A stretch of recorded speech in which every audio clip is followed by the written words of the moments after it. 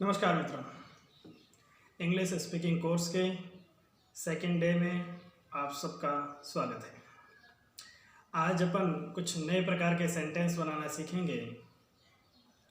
तो एक बार फिर से अपना पूरा ध्यान, जैसे मैं पढ़ा रहा हूँ, जैसे मैं आपको जो चीज़ें बता रहा हूँ, नॉर्मली बेसिक, मतलब आप भले ही इंग्लिश के बारे में कुछ भी नहीं जानते हैं, लेकिन फिर भी आज मैं आपको ऐसे सेंटेंस बनाना सिखाऊंगा कि आपको भले ही ज़्यादा नॉलेज नहीं है इंग्लिश का, लेकिन फिर भी आप सेंटेंस बना सकते हैं और आप इंग्लिश बोल सकते हैं।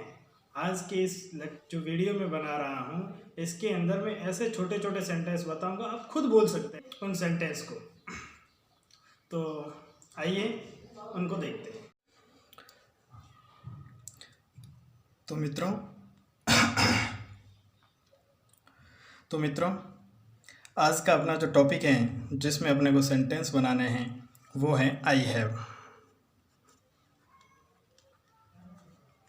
आई हैव का मतलब होता है मेरे पास हैं।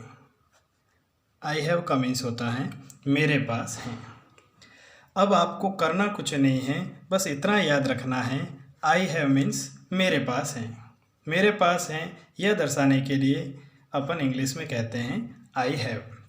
तो कुछ एक एग्जांपल लेते हैं। जैसे मैंने कहा मेरे पास किताब है, बस जो भी तुम्हारे पास चीज़ है ना, उसको यहाँ पे लिखना है। कोई भी तुम्हारे पास चीज़ है उसको यहाँ पे लिखना है। जैसे मैंने कहा मेरे पास किताब है, तो देखिए अपने को लिखना क्या है, आई हैव तो लिखना ही है, या आई हैव तो बोलना ही है।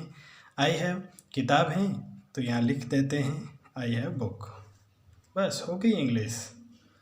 मेरे पास किताब है, मेरे पास किताब है। तो बस ज़्यादा अपने दिक्कत वाली बात है नहीं। अपने को देखना ये है कि कोई भी चीज़ जो मेरे पास है उसके लिए अपने को सिर्फ एक ही वर्ड यूज़ करना है, और वो है आई हैव। आई हैव का मतलब होता है मेरे पास है। तो जब भी अपने को कुछ भी ऐसे, जब भी अपने को ऐसा लगे कि मेरे पास वो चीज़ है और इसके लिए अपने को इंग्लिश ट्रांसलेट करनी है, तो चिंता की कोई बात नहीं है। सिर्फ अपने को क्या यूज़ करना है, आई हैव। जैसे मैंने कहा मेरे 2 भाई हैं, तो अपन क्या कहेंगे, I have 2 brothers. I have 2 brothers, मेरे 2 भाई हैं।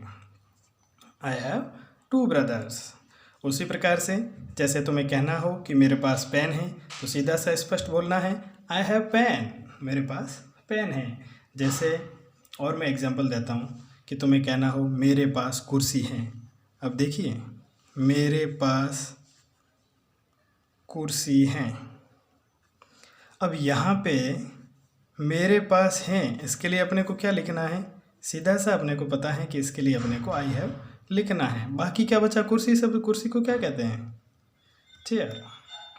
अब घर में बहुत सारी चीज़ें ऐसी हैं, अपन आस पास में देखते हैं, बहुत सारी चीज़ें अपने पास होती हैं, बस वो वर्ड ही तो पीछे लिखना है। जो भी चीज़ें तुम्हारे पास हैं उस वर्ड को पीछे लिखना है या बोलना है। हो गई तुम्हारा इंग्लिश, बिल्कुल आसान है। मेरे दुकान है तो क्या कहेंगे, आई हैव शॉप। मेरे दुकान है, क्या कहेंगे, आई हैव शॉप। मेरे पास मोबाइल है, आई हैव मोबाइल। उसी प्रकार से जैसे तुम्हें कहना हो मेरे पास पेंसिल है, आई हैव पेंसिल। उसी प्रकार से आपको जैसे कहना हो मेरे पास टेबल है, तो क्या कहोगे, आई हैव टेबल। तो इस प्रकार से आप जो भी तुम्हारे पास चीज़ हैं उन चीज़ों को आराम से बोल सकते हो। कई जने जैसे अपने मारवाड़ी में कहते हैं मारे पाड़े है, मारे पाड़े घर है। इंग्लिश में कहना चाहेंगे तो क्या कहेंगे, आई हैव ए होम। बस आई हैव ही तो यूज़ करना है। आई हैव मीन्स मेरे पास हैं, जो भी तुम्हारे पास चीज़ हैं उसके लिए आई हैव यूज़ करना है। मुझे आशा है आपको ये चीज़ें समझ में आ रही होगी कि आई हैव यूज़ करना है और किसके लिए, मेरे पास है, इस चीज़ के लिए। और मुझे इतनी भी आशा है कि आज देखिए इंग्लिश खाली मात्र लिखने से या रटने से याद बोली नहीं जाएगी, इसके लिए प्रैक्टिस करनी पड़ेगी डेली। जितने भी सेंटेंस आपको आते हैं उनको बोला करो। जितनी अधिक इंग्लिश स्पीक करोगे उतना ही अधिक इंग्लिश बोलना सीखोगे। तो कोशिश करो अधिक से अधिक इंग्लिश बोलने की। अब मैं कुछ एक तुम्हें काम देता हूँ जिसकी तुम्हें इंग्लिश बनानी है। जैसे मैं कुछ सेंटेंस यहाँ लिखूँगा, उसकी तुम्हें इंग्लिश बना करके मुझे बतानी है कि तुमसे ये सेंटेंस बने या नहीं बने। तो जैसे मैंने लिखता हूँ पहला सेंटेंस, मेरे 2 बहनें हैं।